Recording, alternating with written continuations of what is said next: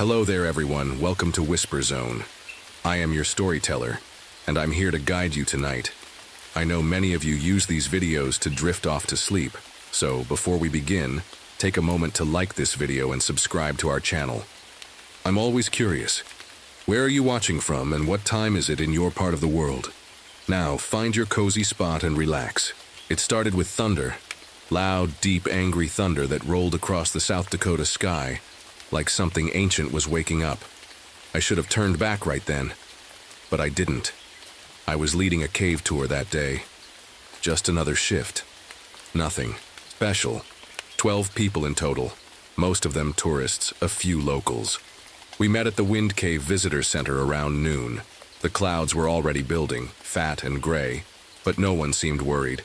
Everyone was smiling, holding cameras, asking. About bats and cave paintings, I smiled too. Pretended like everything was fine. Inside, I wasn't fine. I hadn't been fine for a long time. My name's Jesse Cole. I used to be a paramedic in Chicago before I moved out here. I thought the quiet would help me heal. But you don't run from ghosts. You just bring them with you. Anyway, the tour began as usual. We stepped down into the mouth of the Wind Cave, single file. The path narrowed quickly, and the cool air hit our skin. It always smelled like wet stone and dust. People whispered like they were inside a church. That's one thing I liked. Caves made folks quiet. The group followed me through winding tunnels and narrow steps. A couple in their 20s kept stopping to take pictures. An older man with hiking boots asked a lot of questions about the cave system, the history, the wildlife. There was a teacher with 3 students, maybe high schoolers, and then there was Tina Morales. She was quiet, wore a red jacket, held her daughter's hand like the world might take her away any second. Her daughter, Sophia, was maybe 6 or 7.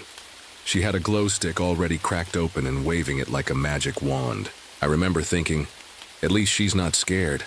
About 30 minutes into the tour, the lights flickered, just for a second, then came back. I stopped walking. Everyone looked around. You okay, Ranger? The teacher asked. Yeah, I said. Probably. Just the storm. We'll be out before it gets bad. I was lying. The storm was worse than I thought. 10 minutes later, we reached a point where the tunnel split. One path led to a sealed gate, an old tunnel that had collapsed years ago. The other went deeper, through the main viewing area where I usually ended the tour. I paused at the gate. A small sign was still bolted to the wall. Do not enter, collapse zone, sealed in 1953. I felt a cold breeze brush past my ear. Weird thing was, there's no wind that deep underground. Sophia pointed at the gate. What's behind there? Nothing anymore, I said, forcing a smile. It's been closed off for decades. She stared at it a little too long. And then, the cave went black. Everything.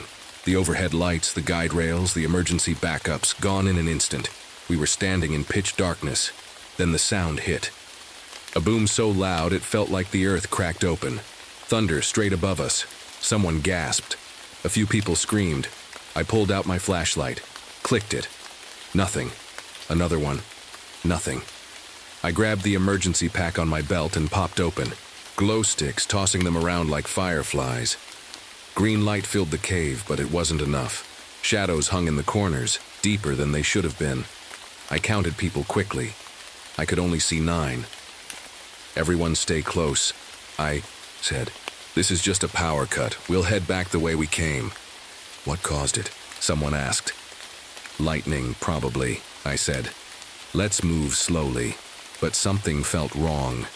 I've seen power cuts before. I've worked inside burning buildings. This was different. The air had changed, thicker, like it was watching. As we turned to go back, Sophia tugged at her mom's jacket. I heard someone, she said. Tina looked down. What do you mean, baby? Sophia pointed behind her. Someone whispered my name. At first, I thought Sophia was just scared. I mean, who wouldn't be? You're stuck underground, it's pitch black, and thunder's shaking the rocks above your head.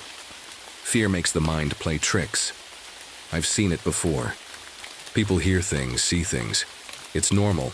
But the look on her face, it wasn't just fear, it was confusion, like she knew what she heard. Tina knelt down beside her, rubbing her back. "You're okay, sweetheart. It was just the storm." Sophia shook her head. It was Daddy's voice. He said my name. That made my stomach drop. I didn't know anything about her family, but the way Tina froze told me enough. We started moving, slow and careful.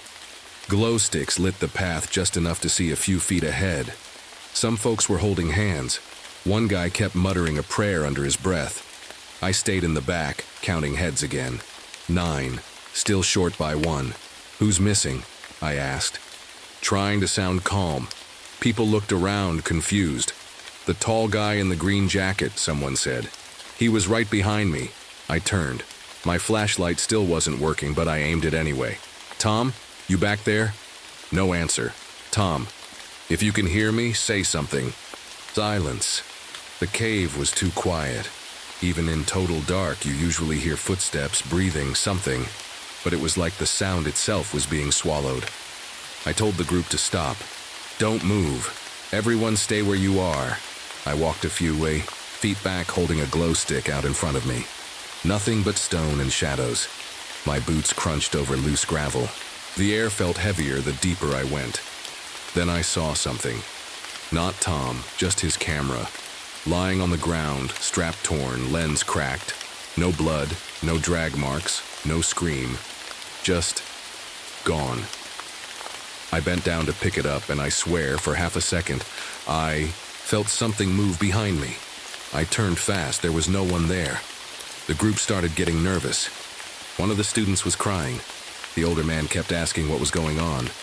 The teacher tried calming everyone down, but even she looked pale. I brought them together, closer now. "We're gonna stick together," I said. "We head back the same way we came, and we don't split up, no matter what." That's when the second whisper came. This time it was louder. Not a voice shouting, more like someone leaning close and breathing a name just under their breath. "Tina!" She gasped and spun around. "Who said that?" Everyone looked confused. "No one said anything," I said. She looked at me, panicked. That was his voice, my husband. He's been dead 5 years. Now everyone was scared. "Okay," I said, keeping my voice steady. "We're going now, no more stopping." We started walking faster, but it felt like the cave had changed. The turns weren't where I remembered. Tunnels that should have led up seemed to go down. Every step echoed wrong. Then came the worst moment yet. One of the students, Lena, I think her name was, just stopped walking. She looked over her shoulder and smiled, like she saw someone she knew. "Lena," the teacher called. "Keep moving." But Lena didn't listen. She stepped off the trail into the dark space between the rocks. I ran to grab her, but when I turned the corner, she was gone. No scream, no sound, just gone. I froze. My heart thudded so loud it filled my ears. That's when I saw it, a shadow. But it wasn't from our lights. It was wrong. It moved against the glow. While the rest of the cave stayed still, this shadow twisted and slipped between the cracks, like it was alive. I blinked, and it was gone. I backed up fast, almost tripping. That was the moment I knew we weren't alone in that cave. We kept walking, but no one spoke anymore, not even the kids. There was a strange silence that followed us. It wasn't just quiet. It was like the cave didn't want us to speak. Like every sound was being pulled into the walls. I didn't want to scare the group more than they already were. But deep down, I knew something was very wrong. And worse, I didn't know the way back anymore. I've walked those tunnels 100 times. I know every turn, every marker, every bump in the wall. But nothing looked right. We passed the same rock shape twice. I recognized a small crack in the stone that I had seen earlier, but it was on the wrong side now. It felt like the cave was changing. Sophia was shaking. Tina carried her now. The poor girl had stopped talking completely. We took a short break. I crouched down and opened the emergency bag again. No radio signal, still dead. My flashlight flickered once, just once, and then died again. I handed out the last few glow sticks. That's when I noticed something small on the ground, just off the trail. I stepped over and picked it up. It was a little girl's shoe, small, pink, covered in dust. I stared at it for a long time, then I looked at Sophia. She was still wearing both her shoes. This one didn't belong to her. "Tina," I said quietly. "This tunnel was sealed in the 1950s. No one's been down here since then." She frowned. "So whose is it?" I didn't answer. I looked ahead and saw something I didn't expect. The old iron gate. It was twisted, half buried in stone, rusted almost black. I didn't think we were even close to this part of the cave, but somehow we were here. The warning sign was still there. Unsafe, do not enter, collapse zone. My heart started beating faster. Something inside me wanted to turn around and walk away, but I couldn't. Not after what I'd seen, not after those people vanished. I looked at Tina. "We need to find them." She nodded. I pushed the gate. It creaked open slower than it should have. The sound echoed like it had nowhere to go. Inside was a tunnel that looked untouched by time. Dust floated in the air and the walls were thinner, the ceiling lower. It felt wrong. The others stayed behind while I took a few steps in, just to check. But the moment I crossed that gate, I felt something pass through me, like cold water. Then I heard it again, a whisper. This time it said my name. "Jesse." I turned. Nothing. But the voice had been right behind me. I moved further in, my feet crunching over rocks and old debris. I stepped on something soft. It was a decayed piece of cloth. Maybe part of a jacket. Maybe from someone who never made it out. Then the wall to my right moved. It didn't break or collapse. It just shifted, like a breath being held, and then slowly let out. I froze. My chest tightened. It felt like the cave was alive. I backed out fast and rejoined the group. More people were missing. 2 students and the older hiker gone. Vanished without a sound. Tina grabbed my arm, eyes wide. "Where's my daughter?" I turned. Sophia was gone too. Tina screamed. We all turned our lights, glow sticks, anything we had, but she was just gone. No footsteps, no voice, no echo. Tina dropped to her knees, sobbing. I stood there, frozen. My hands were shaking, and then I heard a child's voice coming from inside the sealed tunnel. "Mommy, come get me." Tina stood up. Her eyes were filled with tears, but also something else. Hope. She ran toward the tunnel. "Tina, no!" But she was already through the gate and behind her. I saw a shadow, twisting, crawling, not walking like a person, but bending, like arms where legs should be, like it didn't belong in this world at all. I didn't run after Tina right away. I stood frozen, staring at that tunnel. My mind kept trying to explain what I saw. Maybe the shadows were playing tricks on me. Maybe the panic, the fear, the dark. It was making me see things. But deep down, I knew the truth. Something was inside that cave, and it was taking people. I grabbed 2 glow sticks and stepped through the old gate. The air inside was colder, thicker. I could hear Tina calling Sophia's name again and again, but her voice was echoing in a strange way, like it bounced off more than just the walls. I followed her voice, deeper into the tunnel. The space got tighter. My shoulders brushed against the stone. The floor felt uneven now, rocks, dust, pieces of broken wood. I passed an old sign, mostly faded, that said, "Tunnel C, do not enter." I kept going. Then I found her. Tina stood in the middle of the tunnel, breathing hard. Her glow stick was dim now, flickering. "Sophia's voice," she said, turning to me. "It's coming from ahead." I heard it again. I was about to speak when I saw something behind her. It was in the corner, barely there, like a shadow that didn't belong to anything. Long, thin, twisted. It slid along the wall like smoke, but too fast. And it moved against the light, not with it like the glow tried to push it away, but it came closer anyway. "Tina," I whispered, "come to me, now." She didn't move. She was staring ahead. "She's just around the corner," she said. Then we heard it. "Mommy." But this time it wasn't a voice. It was a mix of voices. It sounded like Sophia, but also not. There was something wrong with it. like another. Voice was speaking under hers, deeper, echoing. Tina took a step forward. I grabbed her arm. No, that's not her. She tried to pull away, but I held on tight. That's when the glow stick in her hand went out. Instant dark. I raised mine, but it barely lit the space anymore, and that's when I saw it fully, for the first time. It stood at the end of the tunnel. Too tall to fit, but somehow it did. Its limbs were long and bent the wrong way. Its skin wasn't skin. It was black like burned paper, and parts of it shimmered like oil. It had no face, just a smooth shape, and where the eyes should have been, nothing, but somehow it saw us. It took one slow step forward, and its leg bent sideways like a spider's. Then another step, and another. Tina screamed. I threw my last glow stick at it. It didn't even flinch. We turned and ran, back through the tunnel, past the broken wood, past the twisted gate. I didn't look back, but I could hear it, crawling fast, scraping along the ceiling and walls like it didn't care about rules or gravity. When we made it back to the open space, the rest of the group was gone. No one, only silence. Tina dropped to her knees again. I pulled her up. We need to get out, I said. We ran down another tunnel I didn't recognize. The walls felt closer now. The floor was sloping downward. Wait, this isn't the way we came, I said out loud. Tina didn't answer. She just pointed ahead. At the end of the tunnel was light. Faint, cold, bluish, like moonlight behind ice. We ran toward it, but when we reached the end, there was nothing.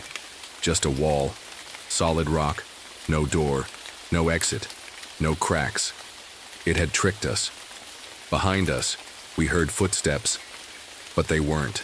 Human, more like dragging, scraping, sliding, then a whisper right in my ear. You left him in the fire. I froze. No one else knew that.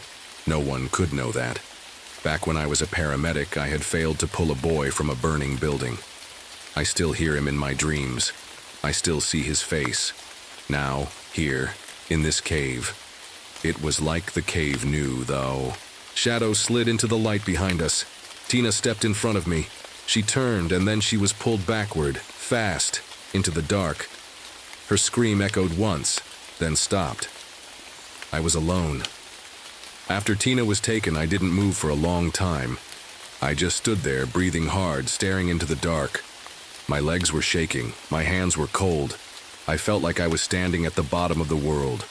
No map, no way out, and no one left to see. For a while, I couldn't even hear anything. Not my own breath, not the wind, nothing. Just the silence of the cave pressing in from all sides. But then, the whispers came back. Only this time, they weren't just calling names, they were talking to me. You didn't pull him out. You let him burn. You watched him cry. They weren't yelling. They weren't angry. But that made it worse. It felt like they knew me. Knew what I hated about myself. Knew the things I tried to bury. I sank down onto the cold rock floor, leaning my back against the wall. I was done running. Maybe this was the punishment I deserved. Maybe the shadows only fed on people who carried guilt. And God knows, I had plenty of it. I reached into my shirt and pulled out the small metal tag I always wore around my neck. It used to belong to the boy I couldn't save. His name was Eli. I had kept it for years. I whispered his name now, softly. Just once. I'm sorry. The shadows didn't answer this time, but I felt something shift. Not in the cave. In me. I stood up slowly. I didn't know where to go, but something told me, move forward. So I did. I followed the tunnel until it opened into a round chamber. It was tall, with cracks in the ceiling that let in the tiniest bits of moonlight from far above. And in the middle, there were shapes. Not bodies, not people, but something in between, like outlines drawn with smoke and shadow. They flickered, barely, solid, but I recognized them. Tom, Lena, Tina, they were all there, but twisted, like their memories had been stretched into something else. Their eyes were blank. Their mouths moved, but no sound came out. And behind them, it waited. The shadow loper. Still faceless. Still silent. It didn't come closer. It didn't attack. It just stood there watching. I don't know why, but I spoke. I'm not afraid of you anymore. I took one step forward. The shadows twitched. Another step. The air got colder. Then, everything went dark. No sound, no breath, no light. Just black. 3 weeks later, a new ranger took a tour into the cave. It was a small group. Tourists again. The power was working. Everything felt normal. Until they reached the old sealed tunnel. One of them paused. "Do you hear that?" she asked. The ranger frowned. "Hear what?" "A voice," the woman said. I swear, it said something. Everyone listened. And then from deep inside the stone came a whisper. Faint, dry, tired. "Tina? Sophia, I found them." I've always believed that silence can say more than words ever could. But that morning at Crater Lake, the silence felt wrong. Too heavy. Like something was waiting underneath it. I was called out to help search for a missing skier. Young. Guy, mid-20s, supposed to be out for a solo ride 2 days ago. No check-ins. No sign of him at his cabin. The kind of thing that usually ends with someone embarrassed and eating gas station pizza after a rescue. But not this time. Crater Lake was white and wide open. The snow had been falling all week, leaving thick drifts over the trails. Pines stood like tall soldiers, heavy with snow. The lake itself looked frozen still, like it was holding its breath. I parked the snowmobile just past the main ridge and clipped on my radio. Nothing but static. "My name's Lara Mendez. I've been a ranger here for 5 winters. Before that, I was a paramedic. And before that, well, life was warmer then. Simpler. I didn't feel cold in my bones like I do now. I walked about half a mile in before I saw it. A single ski. Standing straight up in the snow like someone had stabbed it into the ground. No tracks around it. Just that ski pointing toward the woods. I crouched to check it out. It wasn't buried. No signs of a fall. It was planted there. On purpose. Stood feeling the air shift. The sky had been bright blue when I arrived, but now a thick fog started rolling in fast. Not like normal mist.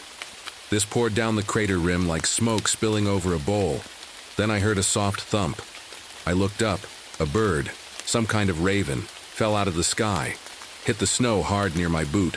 I leaned over to check it. Its wings were stiff. Eyes frozen wide open, frozen solid. I looked around. No wind, not a sound. Even the trees weren't swaying. They creaked, though. Low, aching groans that came from all around, like they were being twisted inside. My breath came out, like steam. I lit a flare to help mark my trail. The flame sparked, hissed, and started to fade fast. I held it tighter, trying to warm it with my glove, but the heat died within seconds. It was like something was pulling the warmth right out of the air. I tried the radio again. Still nothing but static and a high whine, like a distant scream caught in metal. I should have turned back right then. I should have logged it, called for backup, waited for daylight. But I didn't. Because somewhere out here, there was still a missing kid. And I'd already lost someone once to the cold. Not again. Not this time. The cold felt sharper as I moved forward. I kept my pace steady, following what little path was visible. Snow crunched under my boots, but even that sound felt swallowed. About 20 minutes in, I spotted movement between the trees. I raised my voice. "Theo?" He looked up, startled. His cheeks were already flushed red from the cold, and his scarf was hanging loose around his neck. "Hey, Lara," he said, a little out of breath. I circled back when I lost sight of the ridge. I thought, I saw something move. Theo Parker. My seasonal intern. He was a geology student from Bend, young, quiet, sharp-eyed. Not really built for field work, but he tried hard and never complained. That counted for something. "You okay?" I asked. He nodded. "Yeah, just really cold." I noticed his hands. He'd taken his gloves off to mess with his GPS. His fingers were turning a light shade of purple. "Put those back on, now." He did, fumbling with the zipper on his coat. It's weird. It wasn't this cold 30 minutes ago. I know. I didn't tell him about the frozen bird. Or the dying flare, not yet. We walked together for a while, scanning the tree line, marking faint ridges in the snow. I told him to keep his eyes sharp for broken branches or signs of a camp. Anything that said someone had passed through here. Theo was quiet, but not in a cold way. He just didn't speak unless he had something real to say. Eventually, we stopped for a water break. I leaned against a thick pine trunk and pulled out the compass I always kept in my coat. It was old, scratched, dented near the edges. Theo peeked at it. That's not standard issue. Nope, it was my husband's, I said. He died up on Mount Rainier 4 years ago. Got lost in a storm, no backup, no radio. Theo didn't say anything for a few seconds, just gave a small nod. I'm sorry. It's okay. That compass found its way back to me. Search team found it with his jacket. Figured it still had work to do. Theo looked down at the snow. Maybe it'll help us out here too. He gave a soft smile. I didn't smile back, but I appreciated it. We kept moving a little deeper down a slope shaded by rock faces. The air kept getting colder. Not regular winter cold. This was sharp, biting, like stepping into a freezer that didn't want you there. Theo slipped once on the ice, landing hard on his side. I rushed to help him up, and as I grabbed his wrist, I could feel how cold his skin was through his gloves. You good? Yeah, just lost my footing, but I saw the way he shivered. It wasn't just from the fall, his skin looked pale. Too pale. I think we should find some cover, I said. Just for a minute. Warm. Up and check the map. He nodded again, but slower this time. The wind started picking up even though the trees weren't moving. It was like it was sneaking through the rocks, whispering along the ice. And then I heard it, far off. Faint. Almost like a voice riding the wind. At first I thought I imagined it. But then I heard it again. Closer this time. A man's voice. Calling. My name, Lara. It sounded like him, like my husband. I froze. The wind faded. Theo looked at me, confused. Did you hear something? No, I said too quickly. Just the wind. He didn't believe me. I could tell, but he didn't press. We walked in silence for a bit longer, side by side, surrounded by snow, fog, and that strange, creeping cold. Something out here wasn't right, and I had a feeling whatever it was, it had noticed us. We found the cave, just before sunset. It was halfway down a slope near Crater Ridge, hidden behind a curtain of frost-covered pine branches. You wouldn't notice it unless you were right on top of it. Theo spotted it first. There, between those rocks. At first, I thought it was just a break in the cliff. But as we stepped closer, I saw the ice. Thick sheets of it coated the opening, almost like someone had brushed it on with purpose. Strange lines had formed across the ice, twisted sharp shapes like claw marks or symbols. They weren't natural. I shined my flashlight on them. You ever seen markings like this in your geology books? Theo shook his head slowly. No, and that ice, it's not like the rest. It's almost blue. I looked deeper into the cave. It wasn't deep. Just a small hollow in the rock, enough to take shelter in. And inside, something was there. A sleeping bag torn down the middle, covered in frost. Beside it, an old thermos frozen shut, a glove stiff with ice, and boot prints leading out. But not far. Just 5 or 6 steps. Then they vanished. Like someone had walked into the snow and disappeared. I crouched and touched the sleeping bag. It crunched under my fingers like frozen leaves. This was him, I said. Has to be. But where'd he go? Theo turned around, looking up toward the ridge. The sky had turned that weird gray-pink color that comes just before full dark. The fog wasn't as thick now, but the cold had dropped again. Fast, too fast. I was about to suggest we head back, mark the cave, come with a team in the morning, when I heard it again. That voice, soft, but clearer now. Lara. It echoed down the slope, coming from nowhere and everywhere at once. Theo's head snapped toward me. That. You heard that, right? I didn't lie this time. Yeah, I did.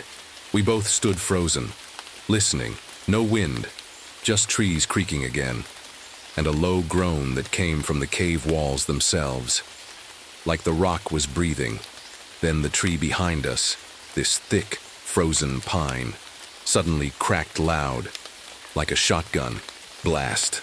We both jumped, and then it opened. I swear to God, it opened. The bark split wide, right down the middle like a mouth. No blood, no sap. Just cold air rushing out so strong it knocked Theo off his feet and sent me stumbling backward. My flare slipped from my pocket, lit as it hit the ground, and hissed wildly against the snow. Theo groaned and tried to sit up, but his eyes were glassy. His lips had turned a scary shade of gray-blue. I rushed to him. "Stay awake, come on." His skin was so cold it burned my hands through the gloves. "Can you hear me?" He nodded weakly. "It hurts. We're leaving. Now." I grabbed my radio, still just static. I pulled him to his feet, wrapped his arm over my shoulder, and started moving. My legs shook with each step, not from fear, but from how fast the cold was draining us. That's when I saw the tracks. Hoof prints, not boot prints. Not animal tracks. Hooves, sharp-edged, deep, and they were fresh. They hadn't been there a minute ago. They were behind us, following us, one step at a time. No sound, no body, just prints, appearing in the snow like something invisible was walking. Right after us, Theo saw them too. His breathing got faster. "Lara," he whispered, "what is that?" I didn't answer, because I didn't know. We moved as fast as we could, half dragging, half running, slipping through snowdrifts and ducking past frozen brush, and behind us. The trees groaned louder. The air hummed with something I couldn't name. I didn't know if it was a storm coming in or something worse. We didn't stop moving. Theo leaned against me as we walked, his legs barely keeping up. His breathing had turned shallow. I kept talking to him, soft, steady, just to keep him awake. "You're doing great," I said. "Stay with me." Almost. There. I didn't know where there was. We were off trail now, moving through a canyon I didn't recognize. But I had to believe if we kept going, we'd find cover. A ranger hut, a road, something. The air had changed again. No more wind, just stillness. Too still. Even the sound of our steps in the snow felt like they didn't belong. Then, far behind, us crunch. I froze. Not our footsteps. Something else. Something heavier. I turned my head slowly. At first, I didn't see it. Then I did. Two eyes. Far back in the trees, just above the snow line. Not glowing like in cartoons, but hot. Like coals in a fire, burning red, not blinking, watching. I reached for my flare. My fingers fumbled, another step behind us. The snow cracked loudly this time. Deep. Theo moaned. "Lara, I see it." It stepped out of the fog, and my heart stopped. Tall. Taller than any man. Its limbs were too long, like they were stretched wrong. Its skin looked like frozen bark, gray and dry, and from its skull sprouted huge antlers. Not like a deer's. These were jagged, broken-looking, like pieces of bone stuck through its head. Its breath came out in long, slow clouds. And with every exhale, the air around it froze. The snow under its feet turned glassy and white. The rocks beside it frosted over in seconds. It didn't rush. It just stood there, staring. I lit the flare and threw it toward it. The fire flashed bright orange as it hit the snow near its feet. And for a second, the thing paused. The skin along its chest cracked from the heat, hissing like ice dropped into boiling water. Then it screamed. Not like a person, like a mountain collapsing, like an avalanche tearing itself apart. The whole canyon echoed. Theo screamed, too, and fell to the ground. I grabbed him, pulled him toward the closest ledge. A wall of ice blocked one side. Sheer, smooth, impossible to climb. The Wendigo started walking. One slow step at a time. Each step froze the earth under it. The trees along its path iced over so fast their branches snapped off like breaking glass. Looked at Theo. He wasn't responding anymore. His eyes were half closed, lips turning white. He wasn't going to last much longer. I yanked my backpack open, pulled out the emergency flare wire. Thin copper lined with heat gel, meant to warm. Tense in power outages. Then I grabbed the broken ski pole Theo had dropped earlier. It had a sharp edge where the tip had snapped off. I wrapped the flare wire tight around the pole and hit the small spark device. It glowed orange. Not much, but enough. The creature was closer now. I stood between it and Theo. My legs were shaking, but I held the pole tight in my glove. "Come on," I whispered. "Just try me." It didn't charge. It crept. Like it wanted me to run. Like it wanted to feel the fear first. Then just as it stepped into the light of the flare, I lunged. I drove the glowing hot tip of the pole into its chest. The wire hissed. The skin cracked. The air around us exploded. In ice particles, the creature let out a noise I'll never forget, like the sound of a glacier cracking open underwater. It staggered backward. Then, it shattered. Not like glass. More like frozen wood, splintering, snapping. Its limbs fell apart, into snow and frost. Its head hit the ground and broke in two, and then silence. Real silence. No wind, no voices. Just the sound of my own breath, heavy and shaking. I dropped the pole and rushed to Theo. His eyes were closed. I pulled off my glove and touched his neck. Cold. Too cold. I shook him, called his name. But he was gone. Right there in my arms. I don't know how long I sat there holding Theo in my arms. The snow had stopped. The fog was gone. Everything felt still again. But not peaceful. Just empty. I kept waiting for him to move, for his eyes to open, for his chest to rise. But he didn't. His face was calm, almost like he'd just fallen asleep. I pulled my coat tighter around him and rested his head gently on my bag. I didn't want him lying flat on the cold ground. It felt wrong. My hands were numb. My legs didn't want to move. But I knew I had to get out. I didn't have a signal, but I had a flare left. I climbed the nearest ridge and fired it into the sky, bright red against the gray clouds. I didn't expect help right away. I just needed someone to know we were here. The rest is a blur. A search team found me the next morning, barely conscious, sitting beside Theo's body. They said I had frostbite on both hands and my nose, and I was lucky I hadn't lost more. They asked what happened. I told them what I could, left out what they wouldn't believe. But I kept the compass, and I kept the ski pole, even though they didn't want me to. Later I looked back at the records. The last time someone went missing in that exact part of Crater Ridge? Winter of 1968, another solo skier. Never found. Now Theo. 1981, I started to wonder if it was a pattern, and then I found it. An old ranger log buried in the archives. One line stood out, written in shaky pencil, nearly faded. Every 13 years, cold thing under the ridge, don't follow the voice. Next one's in 1994. I don't think I'll be around for it. I left the park a year later, moved south, somewhere warmer. Somewhere. I don't have to hear the wind whispering through the trees. But some nights, when the air turns colder than it should, I still hear it. A voice in the wind, calling my name. And I remember the eyes, burning through the snow.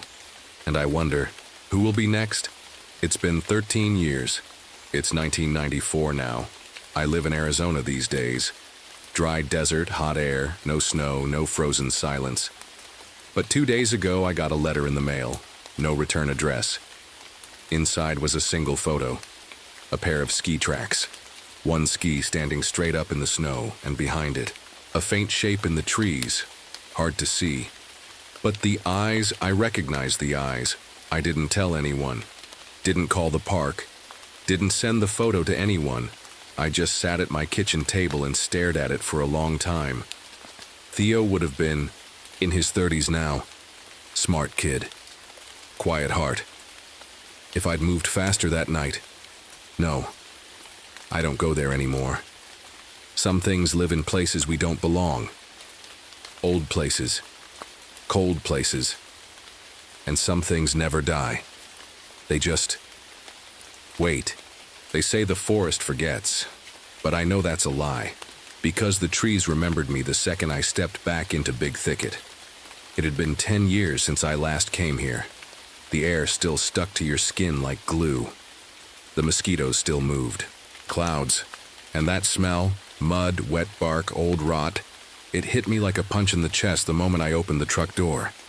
I stood there, just breathing. My boots crunched soft moss. Felt like stepping into someone's mouth. Alive, damp, watching. The cabin wasn't far from the trail, but it took me longer than I remembered. Or maybe the trail had changed. The trees looked closer, like they'd leaned in while no one was watching. I paused when I saw it. My old cabin. Same wooden porch, same rusted lantern swinging under the roof. But something was off. A tree stood just a few feet from the door. I swear to God that tree wasn't there a decade ago. It was thick, real thick, and covered in moss like it had been growing there for centuries. I shook it off. I'd come here for a reason. I opened the creaky door and stepped inside. Dust puffed up in clouds. The air was still and heavy. Everything looked just like I left it, except older. Mold on the curtains, cracks in the wood. The floor groaned with every step. But the worst thing? It didn't feel empty. I dropped my bag, took off my hat, and wiped sweat from my neck. I walked over to the shelf where I kept my daughter's bracelet. A thin silver band with a single glass bead. Still there, still inside the leather pouch. I held it for a long time. "Hey, kiddo," I whispered. I made it. The sun started to drop early that day. The woods got dark fast. I made a fire in the stove, but even then, the shadows inside the cabin stretched too far. They clung to the corners like something hiding just out of reach. That's when I noticed the carvings. Near the window. Letters scratched into the wood. CD. My initials. I leaned in. The lines were deep and old, older than 10 years. But I don't remember ever carving that. And I sure as hell wouldn't have done it on the window frame. I stepped outside just to clear my head. The woods were quiet. Too quiet. Even at dusk, Big Thicket should have been singing. Crickets, frogs, owls. But there was nothing. Just a low rustling like leaves moving even though there wasn't a breeze. And then I saw it. A possum. Sitting still. On a tree branch. Staring at me. Not moving. Not blinking. Just staring. For what felt like a full minute. When it finally scurried off, I turned around and saw the crows. 5 of them, circling overhead in a slow, tight loop, right above my cabin. That's when my gut twisted. Something was wrong here. Not in the way that makes you scream and run, but in the way that makes you quiet. Makes you listen harder. I went back inside, shut the door and locked it. I'd only planned to stay one night. Just enough time to leave something behind and say goodbye. But as the shadows crawled across the floor and that mossy smell got stronger, I had a feeling. This place hadn't forgotten me, and it wasn't done with me yet. That night I couldn't sleep. Not really. The mattress was the same one I used. Years ago, thin and lumpy. But it wasn't the bed that kept me up, it was the air, heavy still. Like the room itself was holding its breath. I sat by the stove with the fire burned low and held the pouch with my daughter's bracelet. Her name was Lily. She was 8 when she passed. I used to say she died in a hospital, wrapped in warm blankets, tubes all over her arms, but lately, I haven't been so sure. There are gaps, pieces missing. Not just the usual kind that come with time, but big ones. Whole days I can't remember. I used to be a smoke jumper. One of the crazy guys who'd jump out of planes to fight wildfires. Broke my ribs once dropping into a burning forest in Colorado. Got trapped under a fallen tree. 3rd-degree burns on my legs. That was the end of that. After recovery, I moved down to Texas and worked as a forest ranger. It was quieter, slower. I thought it would help me heal. This cabin, I built it myself. It was supposed to be a place for me and Lily. She used to love running around the swamp, pretending the cypress trees were giants. We'd come here in the summers, just the two of us, until one day we didn't. I remember the funeral. I remember holding her bracelet in one hand and the folded flag in the other. But the forest? I never came back after that, not once, not until now. I don't know what pulled me back here. Maybe it was guilt. Maybe I just needed to feel close to her one last time. Maybe I thought I'd find something I lost. But sitting there in the glow of the fire, something didn't feel right. Like the forest had been waiting for me. I walked over to the window. The tree I saw earlier, it looked even closer now. Almost like its branches had stretched toward the porch. I checked the door again. Locked. I don't scare easy. Not after jumping through smoke and fire for a living. But this was different. This wasn't panic. This was a slow, creeping feeling that sat behind your neck like cold breath. I sat back down and tried to write in my notebook. Just a few thoughts. Nothing deep. But my hand felt heavy. Slower than usual. And after I wrote a few lines, I stopped. Because the handwriting didn't look like mine. It looked older, like it had been there a long time. But I knew this notebook was brand new. Bought it last week. I turned to the first page and my stomach dropped. There were 5 pages already filled. All in my handwriting. Pages I don't remember writing. I flipped through them. Descriptions of the woods, drawings of trees. One sentence that kept repeating, "It hides in the green." I dropped the notebook and backed away. I didn't remember writing any of that, but it looked like me. My slanted letters, my little curled R's. Something was wrong with my memory, and suddenly I wasn't sure if I'd ever told the truth about what happened to Lily. Outside, the wind picked up, but not from one side. It came from everywhere at once. Like the whole forest took a breath and let it out. I shut the notebook and stuffed it into my bag. Whatever was happening, I needed answers, and I had a feeling they weren't going to come from inside the cabin. They were out there, somewhere in the trees, and I'd have to find them before they found me. The next morning, I stepped outside just as the sun was coming up. Or at least, I thought it was morning. The sky was pale gray. No sun, no birds. Just clouds stretched across the sky like dirty cotton. The air felt thicker today, like I had to push through it just to walk. I looked around the clearing. That same tree near the porch, it had more moss on it than yesterday. A lot more. Thick and wet, like someone had dumped green paint down the trunk. I reached out and touched it without thinking. Sticky. But not just that. My fingers sank in a little, like the bark was soft. Almost alive. I wiped my hand on my pants, but some of the moss stuck to my palm. I rubbed harder. It wouldn't come off. Later, when I was washing up, I noticed something worse. That same moss was growing on the side of my hand, right by the thumb. It was faint. Just a little green patch. But it wasn't there last night. I kept staring at it, trying to think of a reason. Allergic reaction, some weird plant oil. But deep down, I knew better. This forest was doing something to me. After breakfast, I hiked deeper into the woods. I followed the old path Lily used to run along. It wasn't overgrown, but something felt different. The trees were closer, their trunks bent in strange ways, leaning toward each other, like they were whispering. Halfway down the trail, I heard laughter. Children, high-pitched and soft, like it was far away or maybe coming from underground. I froze, looked around. Nothing. I called out, "Hello?" No answer, just that soft laugh again. A little closer this time. I walked faster, about 20 feet.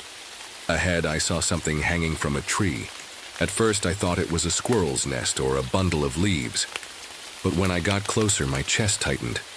It was a stuffed toy, an old rabbit. One button eye missing, torn ear, nailed through its belly into the tree. I stared at it for a long time. It looked exactly like the one Lily used to sleep with. I couldn't move. The nail was rusty.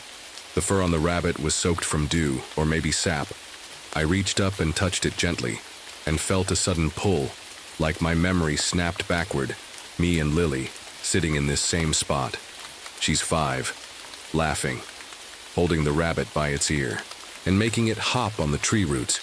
I staggered back, that memory so clear, so fresh, but I didn't even know I still had it. I looked around again. The woods were dead silent. Then I noticed something worse. Roots. They were coming out of the ground, crawling up the trees, across the forest floor, thin ones, thick ones. And they weren't still. They were twitching, like worms, just barely moving. I ran back to the cabin. By the time I got inside, I was shaking. The floor creaked under me. Not the normal kind of creak. It was deeper, heavier. I looked down and saw tiny roots pushing up through the wooden boards like the forest was crawling in to meet me. I backed away, heart racing. My hands started to itch again. The moss had spread, up my wrist now, light green patches under the skin. I rushed to my bag, pulled out the notebook, flipped to the last page. There was a new entry, one I definitely didn't write. She lives in the trees now. That night I sat by the stove again. I didn't light a fire. There was no point pretending I wasn't being watched. Not anymore. Something in those woods remembered me, and it was getting closer. I didn't sleep that night either. I sat in the dark, staring at the cabin walls, waiting for something to move, and eventually, it did. It started with the sound of branches tapping on the windows, but there was no wind. The taps got louder, slower, like a rhythm, like knocking. I stood up and grabbed my flashlight. The beam flicked across the window, and I saw fingers, not human ones. Long, thin, covered in moss. They slid down the glass like seaweed in water. I backed away. My chest felt tight. Then came the voice. It was soft. So soft I almost thought I imagined it. "Daddy?" I froze. That voice. I knew that voice. Lily's. Not just a memory of her. Not just something close. It was her. I whispered, "Lily?" The voice giggled. Light. Happy. "I missed you." I ran to the door and yanked it open. The forest outside was glowing, dim green, light like moonlight through thick leaves. The trees were moving, not swaying but turning, their trunks twisting as if watching me. And then I saw it. Tall. Taller than any man. 7 feet, maybe more. Built like a tree trunk but shaped like a person. Its skin looked like bark, wet, dark, rough. Moss grew over its chest, its arms, even its face. 2 holes where eyes should be, glowing like amber trapped in sap. It stepped forward, and the trees moved with it, not around it. With it like it was part of them, or maybe they were part of it. The voice came again. Still Lily's, but not coming from its mouth. It was inside my head. "Why did you leave me here?" I shook my head. "No, that's not... You died in the hospital. I was with you. I held your hand. You..." The trees groaned. Roots burst from the ground and curled around my boots. I tried to move. Couldn't. The creature raised a hand. Vines slithered across the ground, climbing the porch, slipping through the open door. Inside the cabin, I heard furniture crash. The floor creaked again, and I knew the roots were inside too. "You left me," the voice said again. But now it was. Cold, sad, hurt. "No," I whispered. "That's not what happened. I never would have... I wouldn't leave you." The creature took another step forward. Suddenly, memories started flooding in. Not mine. Or maybe they were. I couldn't tell anymore. I saw the day she died. But not in a hospital. Not even close. It was here. In these woods. We were walking. She slipped, fell, hit her head on a rock. I ran to her. She wasn't breathing. I remembered the panic, the screaming. Carrying her, running through trees that wouldn't let me out. Trees that moved. I tried to find the trail. I couldn't. Everything circled back. Then, nothing. I must have blacked out. Or maybe something else happened. Something took that memory from me, and now it was giving it back. My legs went weak. The moss on my arm was growing faster now. Crawling up toward my shoulder, it felt warm, almost comforting. "She belongs to us now," the voice said. The trees closed in. The sky disappeared. The air grew thick and warm, like being wrapped in something alive. I dropped to my knees. I understood now. This thing, this moss man, it didn't kill her. It kept her. Some part of her. A laugh, a voice, a memory. She was part of the forest now, trapped in it. And maybe, so was I. I looked up at the thing and said the only thing I could. "I'm sorry," and I meant it, but it wasn't done with me yet. I sat there for a while, on my knees, hands shaking. The moss on my arms had spread all the way up to my shoulders. My skin looked like tree bark now, dry in some places, soft and wet in others. It didn't hurt. That's what scared me most. It felt normal, like I was becoming part of the woods, and my body had just accepted it. The creature, Moss Man, stood still, watching me. Trees behind it moved like waves, breathing, waiting. Looked around, thinking maybe I could still run, but every path was gone. The trees had closed them. I could barely even see the sky anymore. Just green and vines and shadows. Then my eyes landed on something beside the porch. A bottle, half full. It was the old flask I kept under the cabin steps. Cheap stuff I used to drink after long hikes. I'd forgotten all about it. And then I knew what I had to do. I stood up slowly and took the flask. The thing didn't stop me. I stepped back inside the cabin. It felt like I was walking into a living creature. The walls were pulsing, roots cracking through the floor, moss on the ceiling. I grabbed my lighter, poured the alcohol across the floor. The wood soaked it up like a sponge. I took one last look around. The bed, the shelf, the window where Lily used to press her nose and watch the squirrels. Then I pulled the pouch from my coat pocket. Her bracelet was still inside. I held it close to my chest and lit the flame. The fire caught fast. The floor hissed. Smoke rose like a hand reaching upward. The roots sizzled and pulled back like they felt pain. The creature outside stepped closer to the cabin. I stayed inside. The heat grew hotter. My lungs burned. But I didn't move. I closed my eyes. And for the first time in years, I remembered everything. The way Lily laughed when she splashed in the creek. The peanut butter sandwiches we ate on the porch. Her small hand gripping mine when she was scared of thunder. And then the fall. Her head hitting stone. Her breath stopping. Me crying, screaming for help, but no one came except the forest. And it didn't let me go. I smiled through the tears. The flames wrapped around me. The pain came fast, then left even faster. The last thing I saw was the creature, standing in the firelight staring back. It nodded once and everything went dark. There's an old tree in Big Thicket now. No one remembers planting it. It just appeared one spring, tall and wide, with thick roots that break through the ground like veins. Sometimes new rangers say they hear something near that tree, especially at night. Not footsteps, not animals. A whisper. Soft. Barely there. They lean in close and hear a little girl's voice. "Daddy?" They say you can't outrun your past. I thought I could hike fast enough to leave mine behind. Turns out, it was already waiting for me at the bottom of Dead Elk Hollow. It was a cold October morning when I got the call. A landslide had been reported, deep in the Bridger Teton wilderness, far off the marked trails. No injuries, no hikers reported missing, just some weird satellite readings and one blurry photo sent in by a hunter. Looked like half a hill had collapsed. I volunteered right away. Anything to get out of the station, out of my head. I packed, up light, just my journal, a flare gun, and some protein bars, and met up with Miles Hahn, the new intern. Nice kid. Bit too chatty, but eager to help. He had that fresh out of college shine, like the world hadn't taken a bite out of him yet. "This place really called Dead Elk Hollow?" he asked as we parked the truck and started walking in. "Yep," I said, adjusting my backpack. "Locals say a whole herd of elk just dropped dead here in the 50s. No wounds, no poison, just fell over like their souls gave up." He gave a nervous laugh.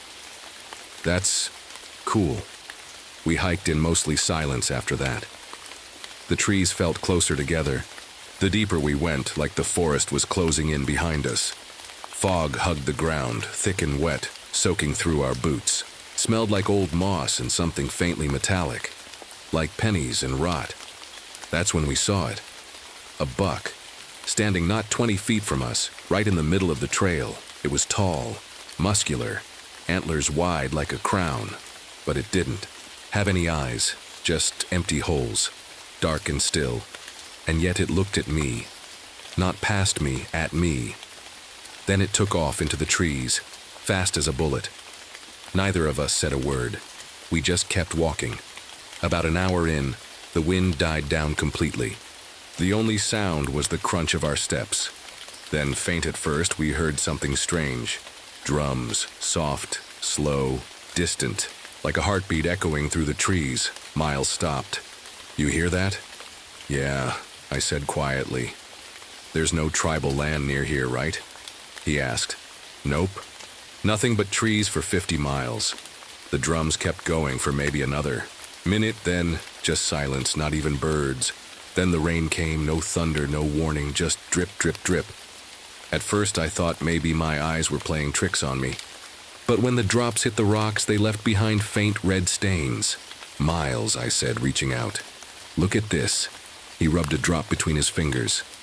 "Is this blood?" It wasn't thick like blood, didn't smell like iron, but it was red, and it was falling from the sky like the forest was bleeding. We stood there for a moment, both of us soaked and shivering, and I remember thinking, this place doesn't want us here. Still, we kept walking, because I had a job to do, because I didn't want to go back, because sometimes pain feels safer than silence. People think the scariest part of the woods is getting lost. But the real danger is when you don't get lost, when you walk in with every bit of pain still packed on your back. I've been a ranger for almost 9 years now. Most folks in the office think I just like the quiet, but the truth is, I need it. After I lost custody of my son, the city became too loud, too bright, too full of mothers holding hands with their kids in grocery stores. I wasn't a criminal. I didn't hurt anyone. But when you're alone, no family, no fancy lawyer, and your ex has money, well, let's just say the system doesn't always care about what's fair. I tried fighting it at first, courtrooms, mediation, letters. Then one day I just stopped. I signed up for long shifts. The deeper the post, the better. I started choosing places with no cell service. I stopped visiting old friends. Eventually they stopped calling. Now it's just me and my notebook. I started journaling after the custody battle. At first, it was just venting, angry rants, half sentences, and scribbles. But over time, it became something else. I'd write down dreams, memories, moments I didn't want to lose. Sometimes I'd even write letters to my son, letters I never sent. I kept it all in a little black notebook wrapped in rubber bands. I told myself if I ever saw him again, I'd hand it to him. Let him know I never forgot him. Not for a second.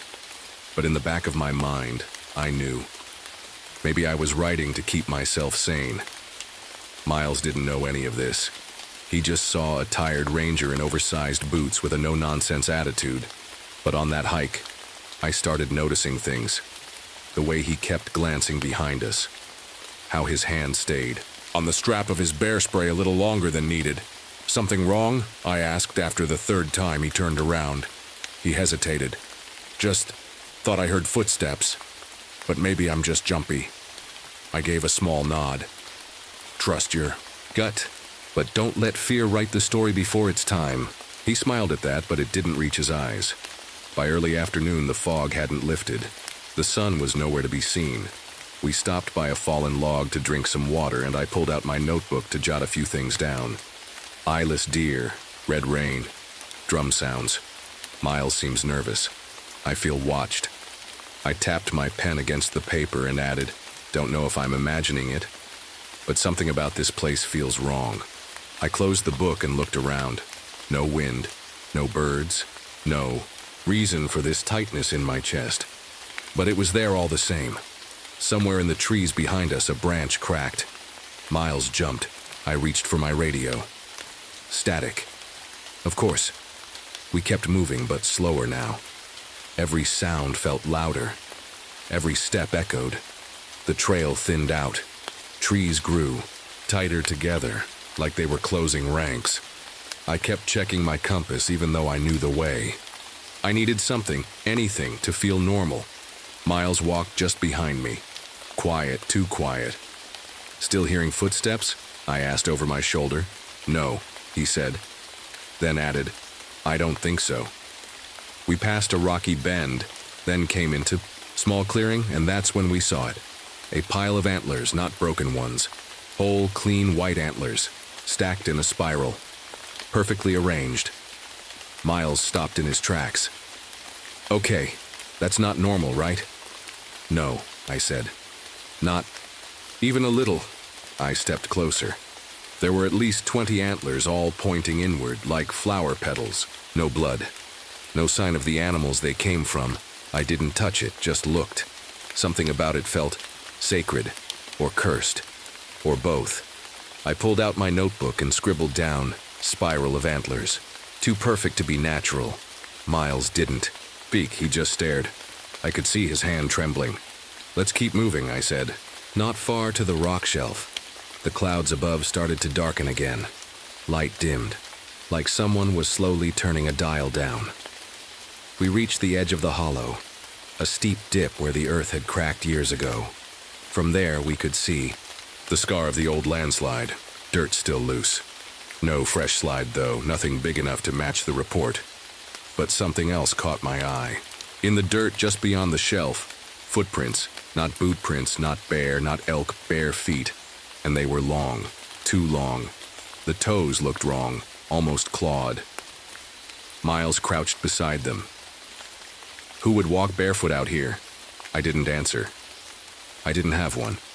That night we set up camp under a dense cluster of pines. The fog hadn't lifted all day.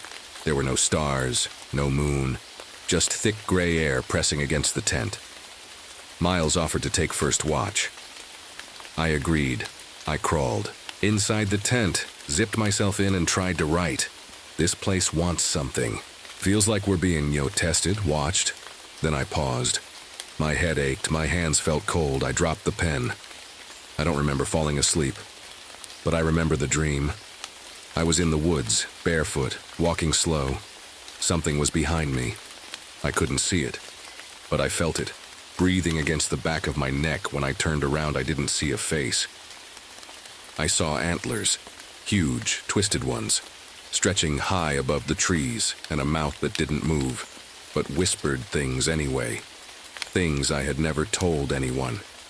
Things I barely admitted to myself. I woke up gasping. My boots were off, my feet were cold, and there was dried blood on the soles. Outside, the fire was out. Miles was sitting on a log, staring into the trees. I stepped out slowly. You okay? He didn't turn. I heard her voice. Who? My mom. Silence stretched between us. She's been dead 6 years, he whispered.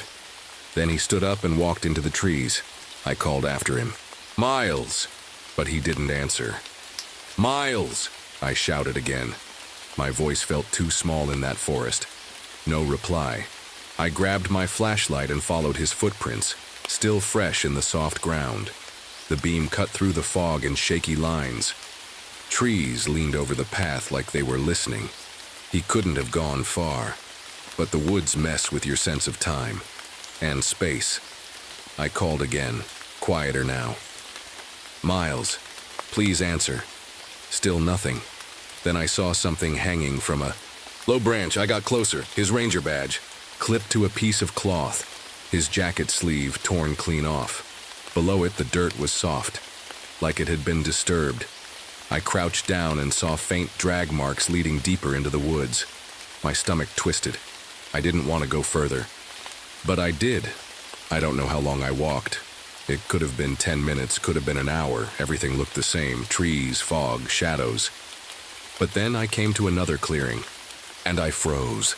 There he was. Miles, or what was left of him. He was kneeling, hands pressed together like he was praying, head bowed, chest open, carved clean, like something had reached inside and taken what mattered. His face was calm, too calm, like he died in the middle of a peaceful dream, or like someone made him look that way. I couldn't move, couldn't breathe. I just stared. The only sound was the trees creaking. I backed away, one shaky step at a time. I didn't scream. I didn't cry. I've seen death before. I've seen bodies, accidents, bear attacks, but this was different. This was personal. I returned to camp in silence, packed my bag with shaking hands, didn't touch the notebook, didn't speak out loud. The fog was thicker now. My flashlight barely reached 5 feet ahead. I kept hearing whispers, not words, not voices, just the shape of sound. Like the woods were breathing stories I wasn't meant to hear. By the time I reached the spiral of antlers again, I stopped, and I noticed something I hadn't before. In the center of the spiral, right at the heart, a tooth. Human. Small. Like a child's. I didn't touch it. I didn't write it down. I just kept walking, and I felt something behind me. Always. Just out of sight. Not chasing, not hiding, following. Like it was waiting for me to fall apart. That night I didn't sleep. I didn't take off my boots. I didn't light a fire. I just sat, cold, still, listening to every crack and whisper, and in that silence, I realized something horrible.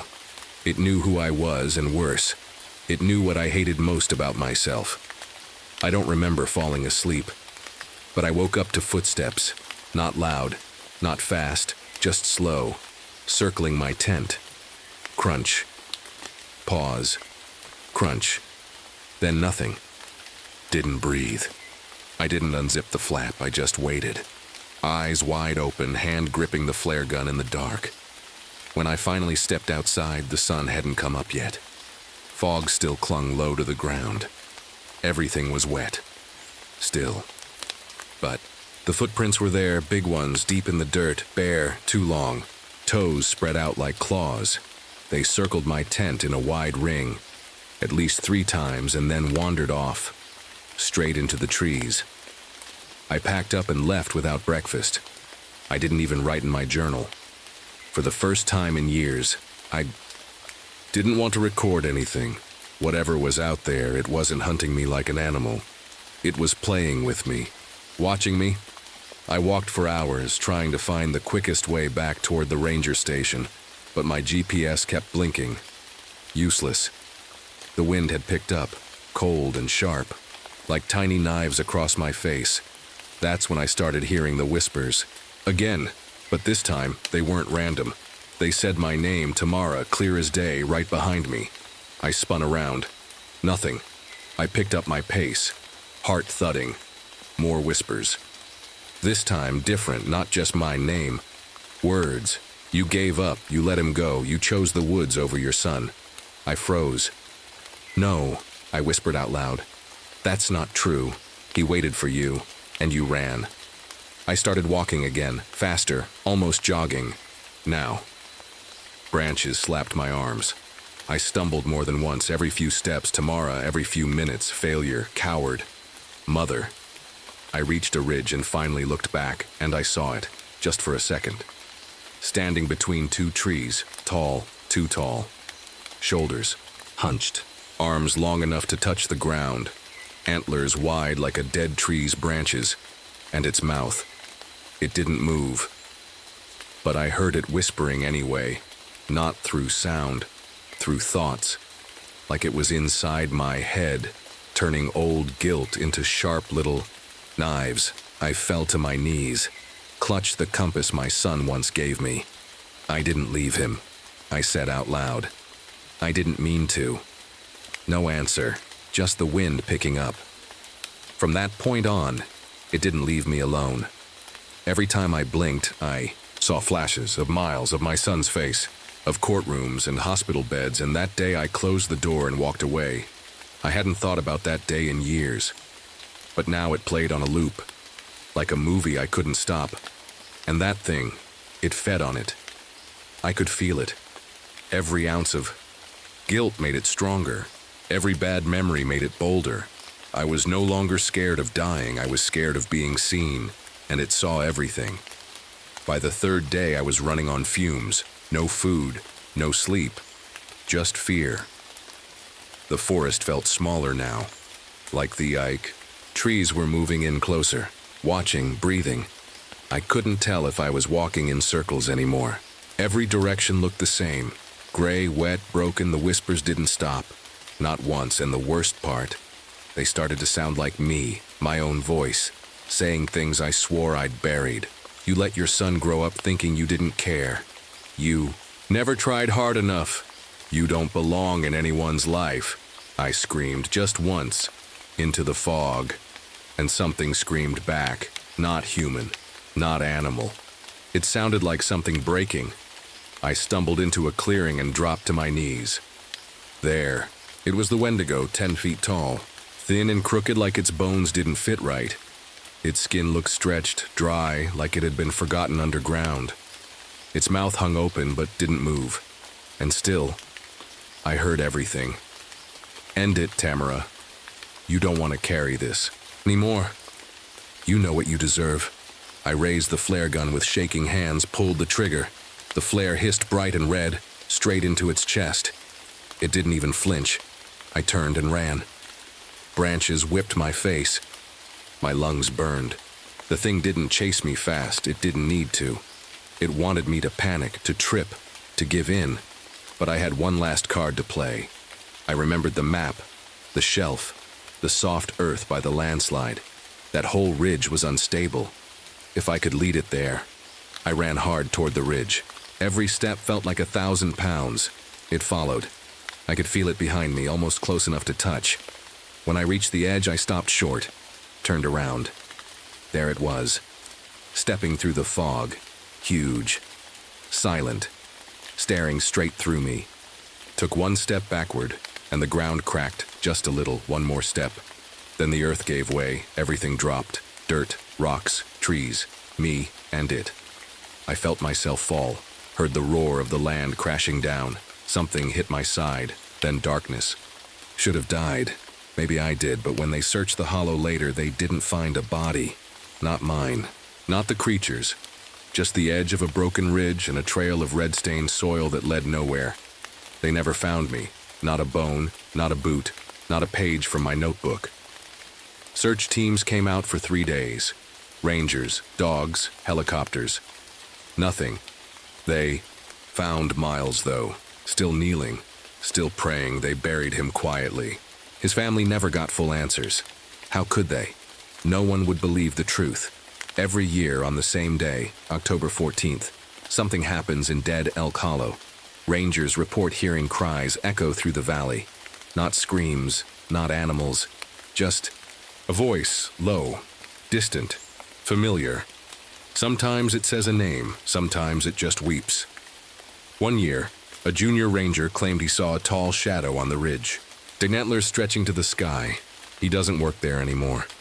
Some people say I went crazy, walked into the woods and disappeared. Others say I faked it, started a new life somewhere else. But a few of them, the older rangers, they believe. They've seen the spiral. They've heard the whispers. They know the forest remembers, and they know Dead Elk Hollow isn't just cursed. It's hungry. And somewhere out there, beneath the earth, or inside the trees, I'm still here. Not alive. Not gone. Just echoing. You ever feel the woods watching you? Not just a squirrel scurrying off or a deer freezing in the distance.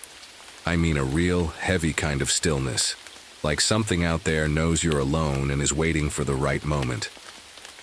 That's what it felt like on the first snowfall of '59, deep in Superior National Forest.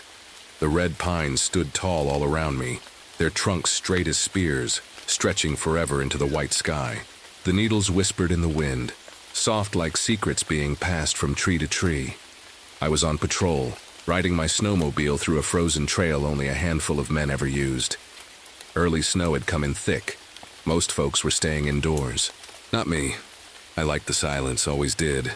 Out here, no phones ringing, no war stories, no drunk talk at the diner. Just me, the forest, and the faint rumble of the engine beneath me. I'd done this route 100 times, knew every bend, every clearing, even the places deer liked to bed down. So when things got quiet, I mean dead quiet, I noticed right away. The wind stopped, the birds went still, not even the snow seemed to make a sound as it fell. That's when a red fox darted across the trail ahead, fast, spooked, tail down, ears flat. I watched it vanish between the trees. Strange. They don't usually run like that unless something's chasing them. Then I heard it. A howl, long and low, echoing through the forest like thunder rumbling across a mountain. But it wasn't from a wolf, not any kind I'd ever heard. It had a depth to it. Almost felt like it shook the air, like the snow under my boots was vibrating. I stopped the snowmobile and killed the engine. Silence. I turned slowly, scanned the woods. Nothing. But that silence wasn't right. It was thick, like the whole forest had stopped breathing. A few miles in, I came up on an old hunter's cabin. It was tucked in a grove of red pines, place I'd seen used off and on over the years. I slowed down as I noticed something was off. The door was wide open, swinging slightly in the wind. I called out, "Hello, Ranger Blythe here. Anybody home?" No answer. I stepped inside. The place looked like someone had left in a hurry, too much of a hurry. A pot of stew still sat on the stove, long, cold. A pair of boots by the door, one of them lying sideways. And the fireplace, still warm. But the worst part was the rifle, snapped in half like a twig, just lying there on the floorboards. Now, I've seen a lot. War, drunks, panicked hunters. But no man breaks a rifle like that by accident, and no one just leaves without their boots in the middle of a snowstorm. I stepped back outside, unease crawling up my spine. Then I saw it, a paw print. The snow, big, real big, clawed, wider than my hand, bigger than any wolf print I'd ever seen. And I've tracked dozens. It was stained dark, blood maybe. I crouched down to look closer. There was another print, and another, and they weren't leading away from the cabin. They were following. My tracks like it had been behind me, watching. People think being alone out here messes with your head, but I've always felt more myself in the woods than I ever did in town. Maybe it's because I never really fit in after the war. Too many ghosts. Too many nights I woke up sweating, hearing gunfire that wasn't there. That's what Korea did, to a lot of us. I came back with ringing in my ears that never stopped. Still haven't had a full minute of silence since 1953. It's just this high, constant whine, like a kettle always ready to scream. I also came back without my younger brother, Charlie. He died out there trying to save a man we both knew wasn't gonna make it. But that's who he was. Brave, stubborn, better than me in every way.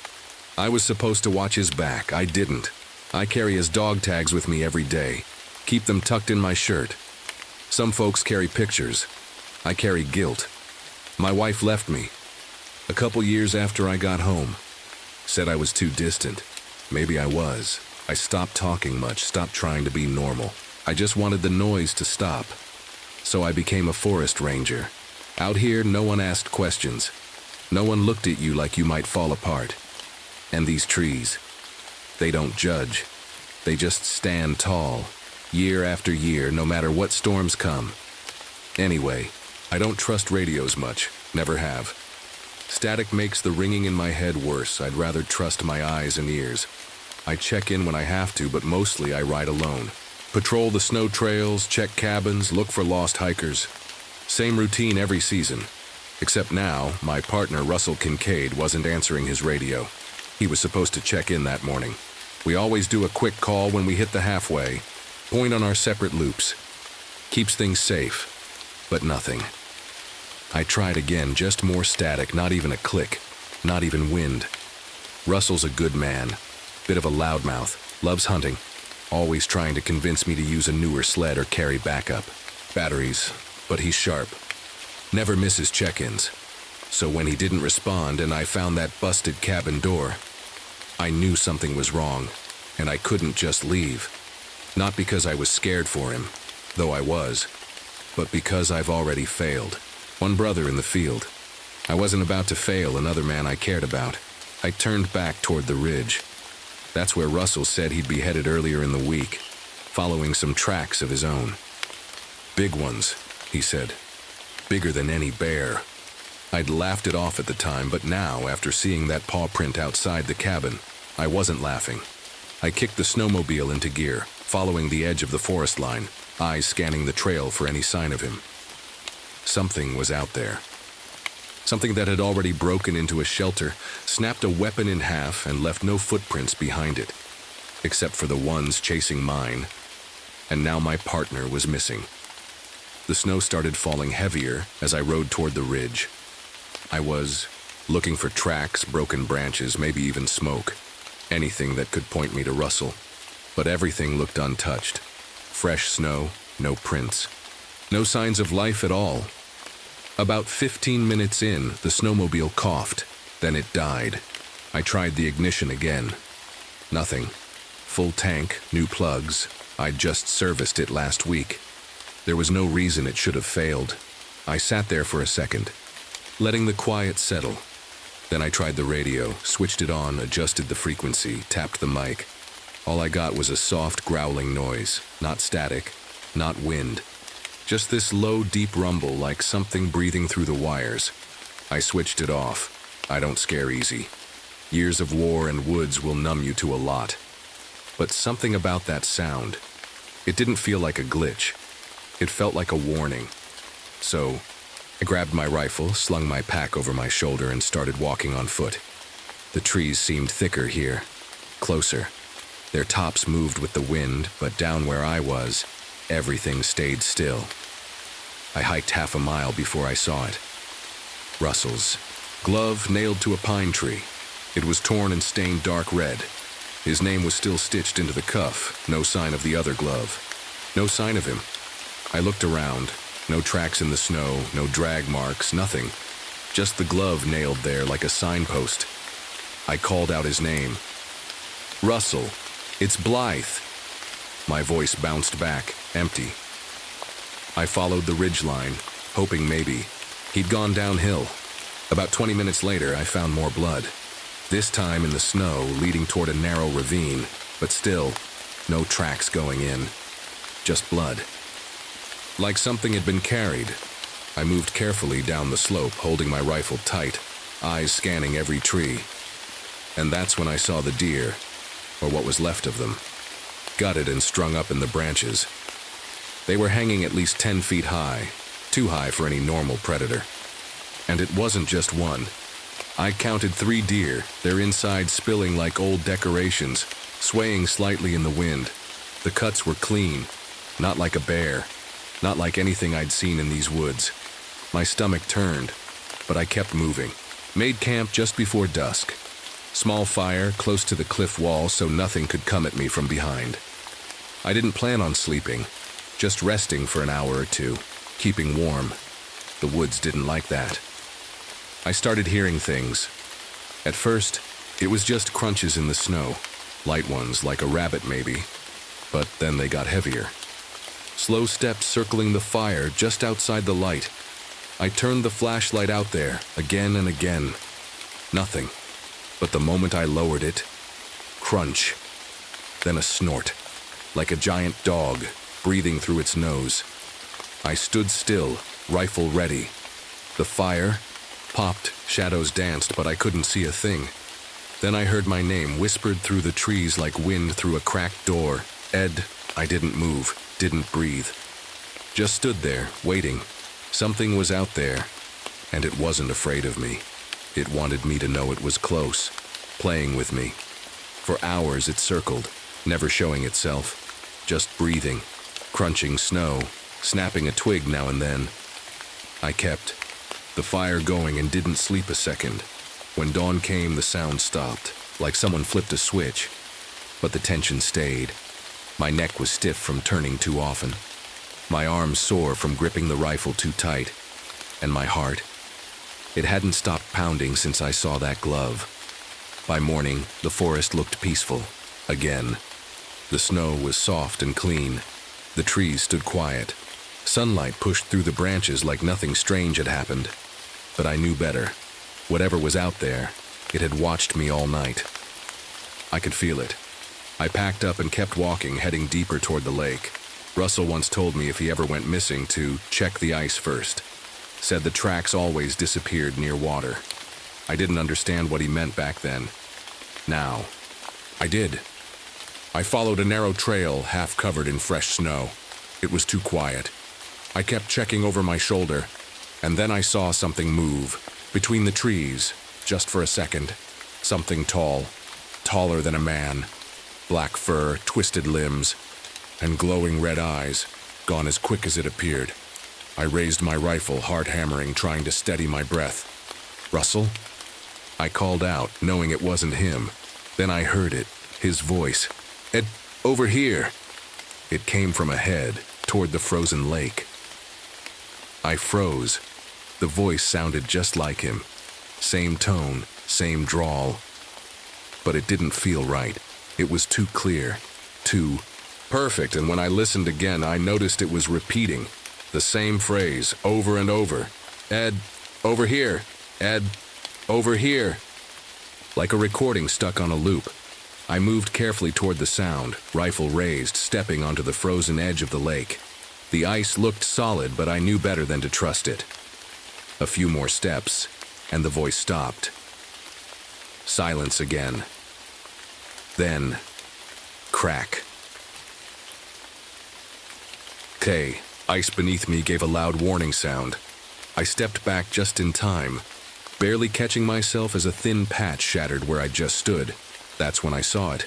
The dogman, standing across the lake, half hidden in the trees. Tall as a bear, but shaped like a man. Its legs bent the wrong way. Its arms were too... Its fur looked soaked and matted. But it was the eyes that froze me, burning red, locked onto mine. It didn't move like an animal. It moved like it was thinking. It tilted its head, like it was studying me. Then it stepped back and vanished behind the trees. I waited, not sure whether to follow or run. That night I made camp again, but I didn't light a fire. I didn't want it to see me. I stayed tucked beneath the cliff edge, wrapped in my blanket, listening. Around midnight I heard tapping. Soft, metal against metal. I opened my eyes slowly, scanned the dark. My rifle barrel had a thin scratch running down it, fresh, like something had run its claw along it while I slept. But I hadn't slept. Not even for a second. I was being hunted. Not for food. Not by instinct. This thing wanted fear. It was feeding on it. The way it moved. The way it mimicked voices. The way it showed itself just enough to let me know it was real. It was playing a game. And I was the prize. I reached into my shirt, pulled out Charlie's dog tags, and closed my eyes for a second. "I won't run," I whispered. "Not again." I spent the next morning building a plan. I couldn't leave. Not without knowing what happened to Russell. Not with that thing still walking around like it owned the woods. I thought back to the old hunter's cabin, the one I found empty. Still. Had kerosene in the corner, firewood stacked. The roof was low, the windows small. If I could lure it inside, maybe I had a chance. So I went back. The sky was overcast. The wind was picking up. Snow falling in soft flakes. I set raw meat inside the cabin, 2 rabbits I'd caught and gutted. Then I soaked the logs in kerosene, packed the corners with dry leaves and moss, and left the door open just enough. And I waited. It didn't take long. First the trees shifted, then the steps, slow, heavy, crunch, crunch. It was coming. I backed away to the side of the cabin, holding my breath, hiding just out of sight. I kept one match in my hand, my other gripping the axe. The steps stopped, then the door creaked. The thing ducked inside, barely fitting through. The frame. It didn't sniff or growl, it just stood there watching the meat. I struck the match, the fire caught fast. The dry moss lit up like paper. Flames raced up the walls. The thing roared, loud and deep, shaking the whole clearing. It spun around, eyes catching mine through the flames. It didn't run, it charged straight through the fire, right at me. I swung the axe with everything I had, catching its shoulder. It howled in pain, black blood spraying across the snow. It knocked me to the ground with one swipe of its arm. My head hit the frozen dirt. My vision blurred. I rolled, swung again, catching its leg. It shrieked. Not like an animal, like something wearing a human voice. It clawed my face. I felt white-hot pain rip through my eye. Blood ran down my cheek. I couldn't see out of that side anymore. The fire behind it grew bigger. Flames bursting out the windows. I staggered, up holding the axe in one hand, the tags in the other. It stepped back, hurt but still standing, eyes locked on mine. Then it turned and vanished into the woods, just like that. Gone. I collapsed in the snow, half blind, half frozen, and waited for help I didn't think was coming. They found me 2 days later. Search team picked up a trail. After Russell's family reported him missing, they never found him. Only me and the cabin burned to the ground. Nothing left but ash and a circle of blackened snow. I never went back to ranger work. Lost my eye. Still hear that voice in my sleep. Sometimes in this spring, one of the new guys sent me a photo. Same tree where I found Russell's glove. Fresh claw marks. Deep ones, like something had come back. Waiting. It's been months now. Snow's long melted. The trees are green again. The birds came back. Everything looks normal, but I know better. Some nights I still reach for my rifle in my sleep. Sometimes I wake up with the tags clutched in my hand, like my brother's spirit might still be watching over me. I told the ranger office everything, or most of it. They wrote it off as trauma. Said I was probably hallucinating from blood loss. Wild animal, they said. Maybe a bear gone wrong. Something I couldn't process right because of the eye injury and frostbite. I nodded. Let them say what they wanted. But I knew the truth. You don't mistake a man-sized beast with glowing red eyes. You don't imagine a voice that knows you're. You don't dream of a thing that can bleed and vanish all at once. And that claw mark they found on the tree, they said it was just an old scrape. But I saw the photo, 3 clean cuts, fresh, deep, like something tall had leaned in real close. Now and then I still get calls from folks who work the northern stretch. Weird animal sounds, missing pets, flashlights, dying for no reason. Some even say they've seen shapes in the woods, too big, too fast. I don't tell them what I saw. I just say, stick to the trail. And if the woods ever go quiet, head home. I live near the edge of town now, no more forest patrols. Just a porch, some coffee, and a scar that never quite healed. The woods gave me peace once, but now, I don't walk into red pines anymore, and I never, ever trust silence. If I hadn't looked through those binoculars that evening, I might still have both legs, but I did. And what I saw sprinting up the side of that cliff still haunts me. Even now, I feel like it's out there, waiting for me to look again. My name's Nathan Gill. I used to be Navy, worked in radio tech. One of those guys who could fix a signal with a paperclip and some gum if I had to. But all that's behind me now. In 1967, I took a fire watch job out in Sequoia National Park.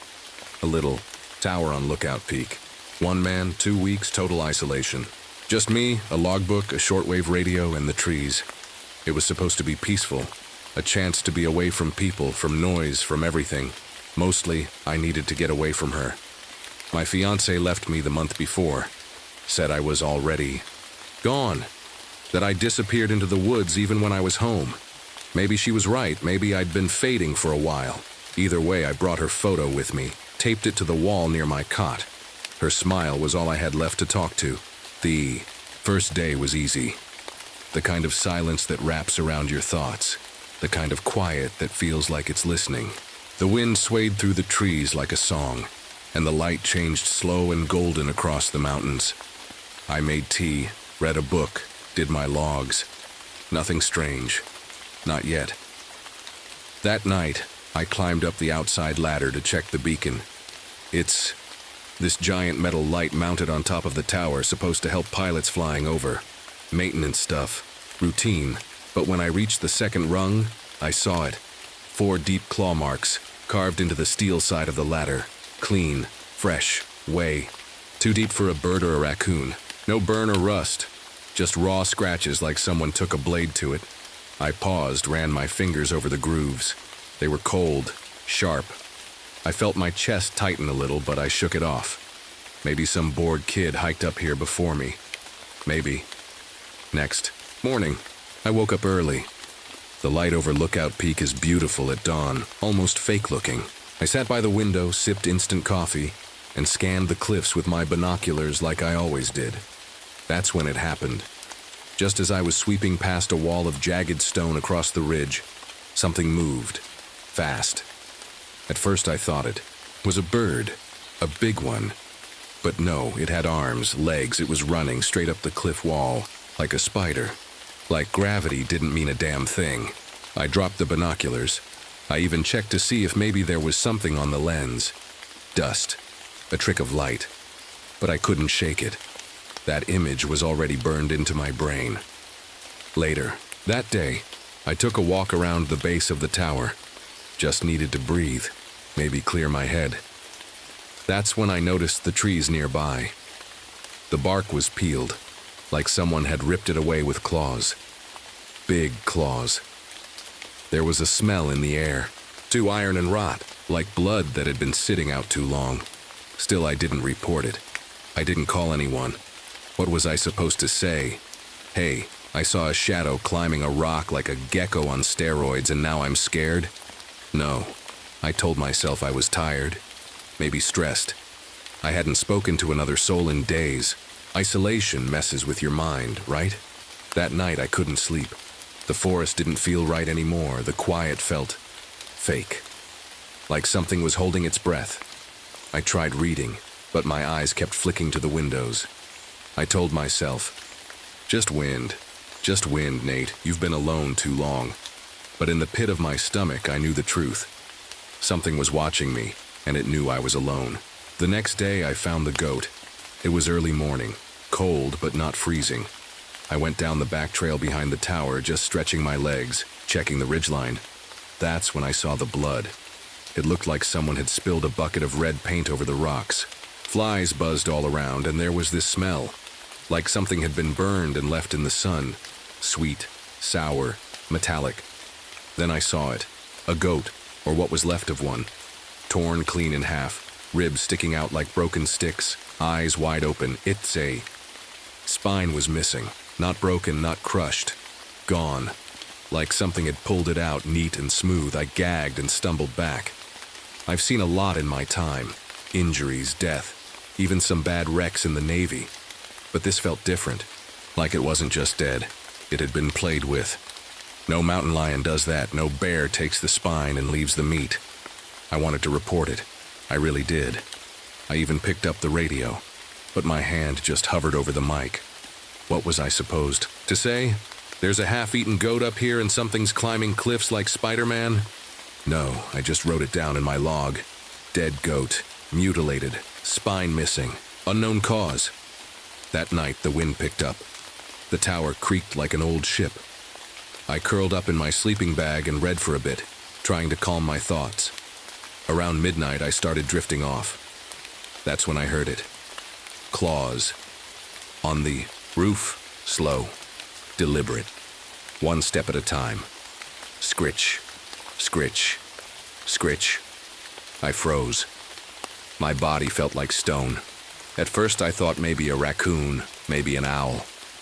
Something harmless. But then it stopped, right above me, and stayed there. I didn't move. I didn't breathe. I just stared up at the ceiling like it could protect me. Minutes passed, then scritch, scritch, slowly across the roof again. Then silence. I don't remember falling asleep. I must have passed out from fear. The next morning, I climbed the ladder again, this time slowly with a wrench in my hand. Nothing on the roof. No marks. No footprints.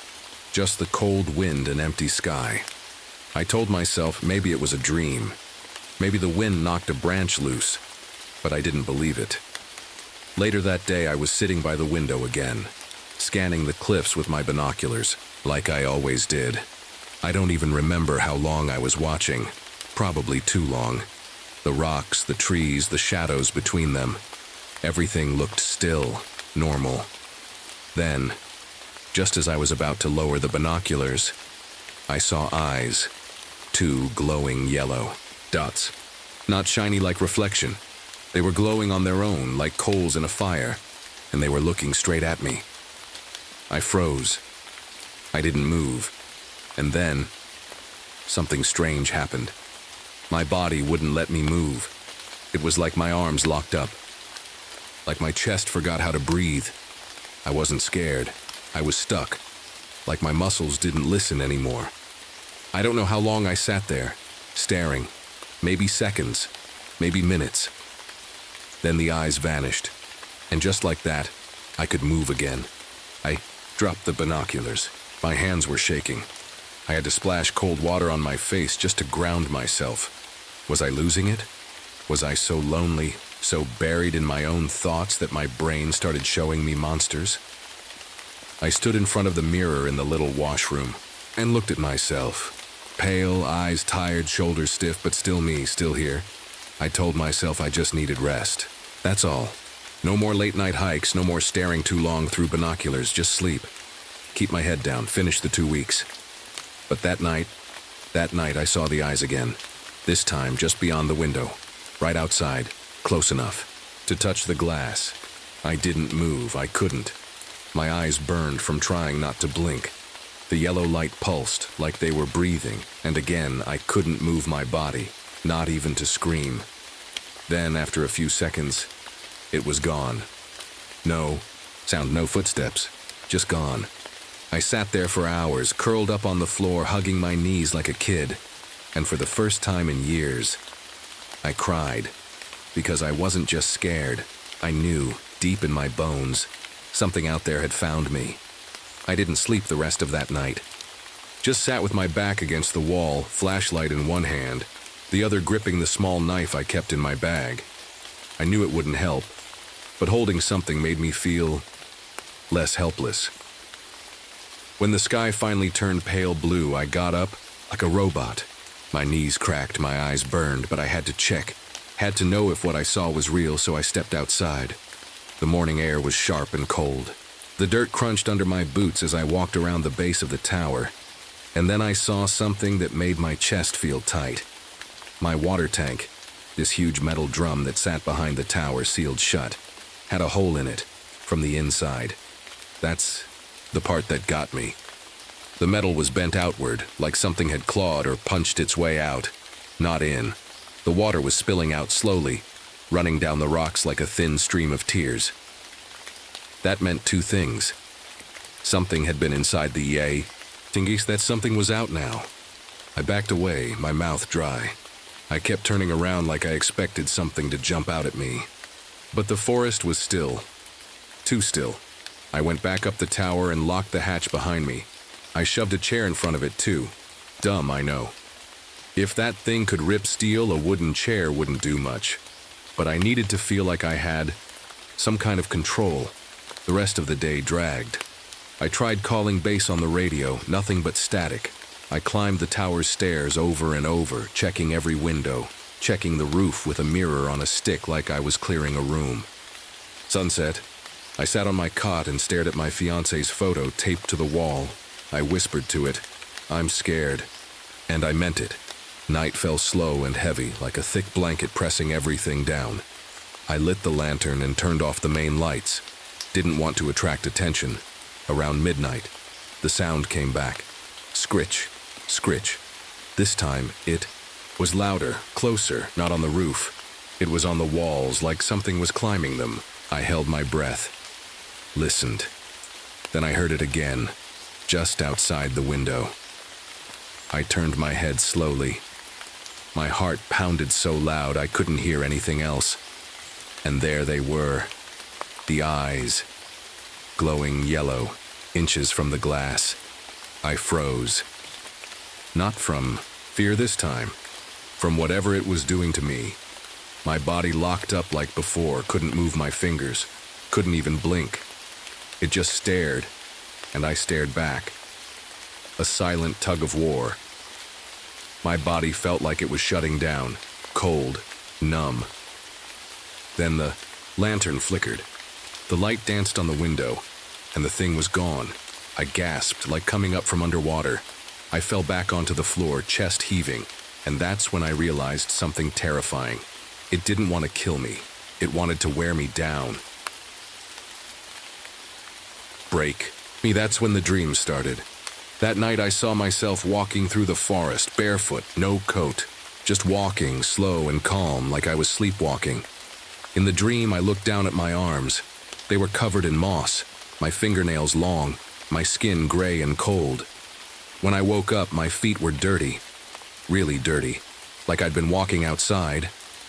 But the hatch was still locked, wasn't it? I checked 3 times, still locked. Chair still wedged in place. So how were my feet dirty? I didn't have an answer. I just sat there on the floor, hugging my knees again, waiting for the sun. When light finally filled the tower again, I stood up, walked to the window and made myself a promise. Tonight, I won't look at the eyes, even if they come. Even if they scratch, even if they whisper through the walls, I won't look, because looking meant freezing and freezing meant dying. I didn't leave the tower the next day, didn't drink, didn't eat much, just sat in the corner, knees to my chest, trying to stay in control. I kept whispering things to myself. You're fine, Nathan. You're okay. It's not real. Like saying it out loud would make it true. But then I started noticing strange things, small things. The photo of my fiancée, it wasn't taped where I left it. It had moved, just a little, angled slightly to the left. I hadn't touched it. And the boots by the door? One was turned sideways, like someone else had worn them. I told myself maybe I kicked it without noticing. Maybe the tape came loose. But then something happened I couldn't explain. I woke up on the floor near the hatch. No memory of falling asleep. My hands were muddy, and the smell of pine needles filled the room. I checked the mirror. My lips were blue. My skin was pale, like I'd been out in the cold.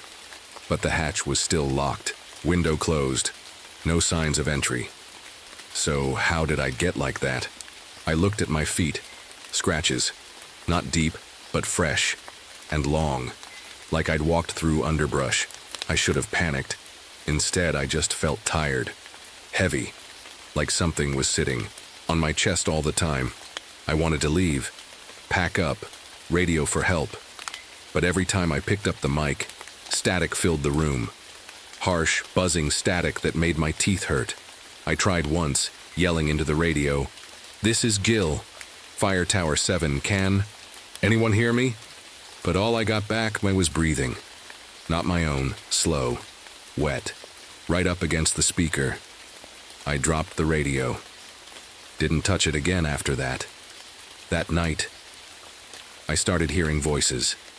Not clear, not loud, just whispers beneath the wind. And they sounded like her, like my fiancé, saying my name over and over. Nathan, Nathan. I wanted to believe it was just my memory playing tricks. Just my brain spinning out from isolation. But then the voice started saying things she never said. Cruel things. You never came home. You left me in the dark. You belong here now. I covered my ears, rocked back and forth. Told myself to hold out, just hold on a few more days. Then came the worst moment yet. I opened the hatch one morning, needing air, needing to feel something real, and I saw footprints. Not boots, not animal tracks, bare human feet, all around the base of the tower, circling it, like someone or something had walked in circles for hours. But the ground was cold, frozen. No one could walk barefoot out here and survive. That night I pushed the chair against the door tighter, closed the lantern, sat in full. Dark and still, the eyes came back, but this time they didn't just watch. They moved, slowly, around the tower, window to window, and wherever they went, the glass fogged. like breath. Close and hot. I kept my head down. I didn't look. Not fully. But in the corner of my eye, I saw something that made my blood stop moving. A hand. Long fingers. Black fur. Nails, like needles. It tapped the window twice. Tap. Tap. And then a voice whispered. Not from outside. Not from the radio. From inside the room. You looked once. That's all I needed. I didn't sleep at all that night. I just sat in the dark, holding the lantern in one hand and my pocket knife in the other. My back was against the wall. Every few minutes I looked up at the hatch, waiting to hear that awful scratching again. But it didn't come. No claws, no breathing, no whispers. Just silence. And that silence scared me more than the noise ever did, because it meant one thing. It was planning something. By morning, my hands were shaking from how tightly I'd been holding the knife. I forced myself to eat a cracker, drink a little water from what was left in my backup bottle. I don't even know how long I'd been there anymore. Days? Weeks? My notebook was filled with scribbles that didn't make sense. Just lines, circles. The word eyes over and over I wanted out, so I made a plan. At sunset, I packed a rope. Climbers used it to rappel down the backside of the cliff if they ever needed to evacuate during a fire.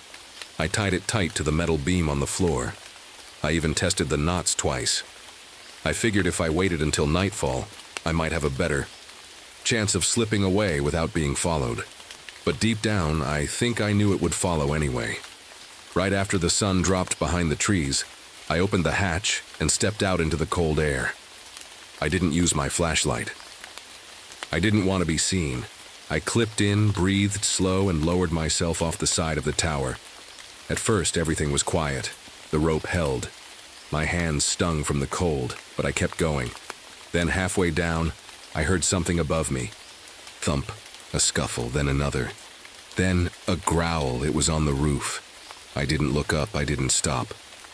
I kept rappelling, one hand under the other, trying not to slip. But then I heard it jump. Not down, not toward me. It leapt into the trees. Branches cracked and bent all around me. And then I saw it, moving sideways across the tree trunks, like a lizard. Like gravity didn't matter. Its black fur almost disappeared in the dark, but those glowing yellow eyes burned like twin headlights. It was following me. Every time I looked straight at it, I felt my limbs go weak. My grip loosened, so I shut my eyes tight. I kept going blind. That's what saved me. My boots hit the rocks at the bottom of the tower. I unhooked the rope, stumbled, forward, and ran. No flashlight, just moonlight and instinct. I don't know how I didn't fall. Behind me, I heard the thing, moving through the trees, above and beside me. I heard its claws digging into bark, its breath. Sometimes I even heard it laugh, not a real laugh. Just this horrible sound like something trying to copy a human. That's when the idea hit me. Back in the tower, I'd seen the old beacon lamp. It was made of mirrored glass. It had shattered during a storm the week before, and I'd swept up the pieces. But I had taken one with me, a shard, just in case I needed a signal. Now I needed it for something else.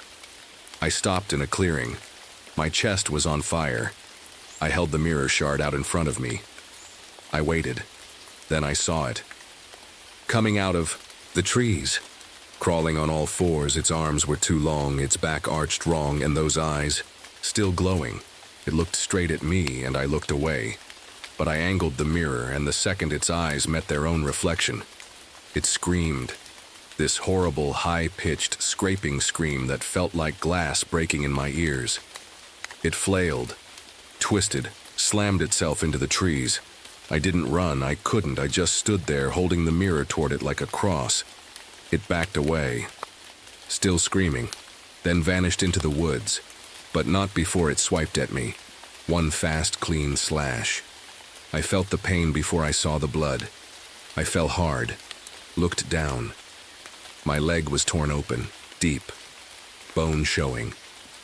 Then everything went dark. When I woke up, I couldn't feel my leg. The pain was gone, but that wasn't a good sign. I knew what that meant: shock, blood loss. Maybe worse. The forest was still dark, cold. I was lying in a patch of dirt and pine needles soaked in blood, barely able to move. But I was alive. That meant something. Somehow I still had the mirror shard in my hand. My fingers were locked around it, frozen in place.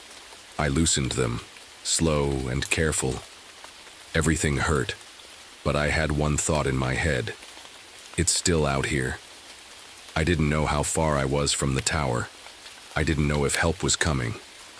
All I knew was that I had to move, or I was going to die here. So I crawled, one elbow at a time, dragging my body through the dirt, my torn leg trailing behind me like a piece of broken luggage. And every few feet, I stopped, listened. The forest was too quiet. No birds, no wind, nothing, until I heard it again. The breathing, slow, deep, close, and then the tap, tap, tap. Not on a window this time, on a rock, right near my head.